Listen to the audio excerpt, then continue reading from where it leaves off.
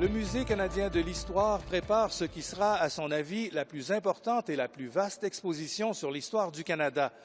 Bien que l'exposition n'ouvrira ses portes que le 1er juillet 2017, les travaux sont déjà en cours afin de réaliser cet ambitieux projet.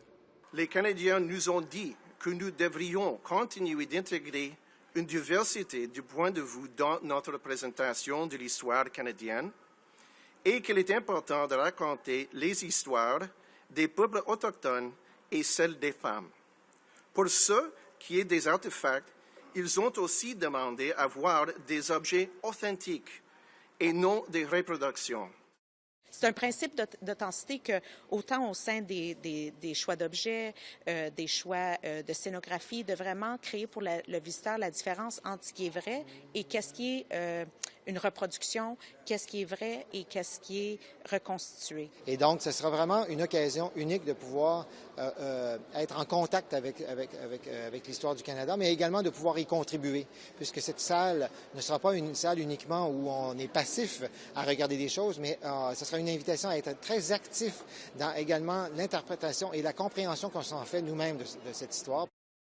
L'exposition vient marquer le 150e anniversaire de la Confédération. Et puisque sa taille et son envergure sont sans précédent, il a fallu libérer un espace immense pour son installation.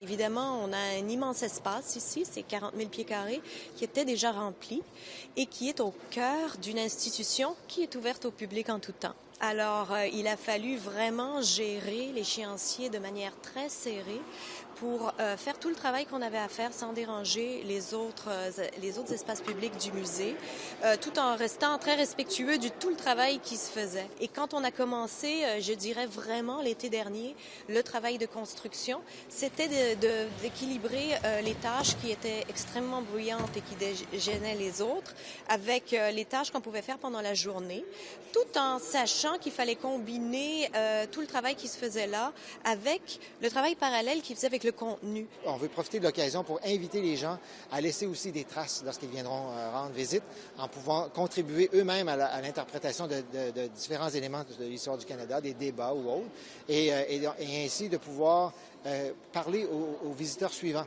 Parce que le musée veut également être une plateforme pour pouvoir permettre aux gens de pouvoir se parler entre eux sur leur propre interprétation de l'histoire du Canada. L'objectif ultime, c'est d'être en contact avec l'authentique. Et qu'est-ce qui est authentique dans un musée? Ce sont les collections, les artefacts, qui sont les témoins du passé. Et donc, les témoins du passé vont être mis en valeur comme jamais auparavant, mais les technologies seront là pour pouvoir aider les gens à aller plus loin dans leur expérience de visite, à pouvoir découvrir des éléments qu'on ne peut peut-être pas mettre en exposition. La nouvelle exposition permanente sur l'histoire du Canada du Musée canadien de l'histoire ouvrira ses portes aux visiteurs le 1er juillet 2017. Pour CEPAC, ici Philippe Murat.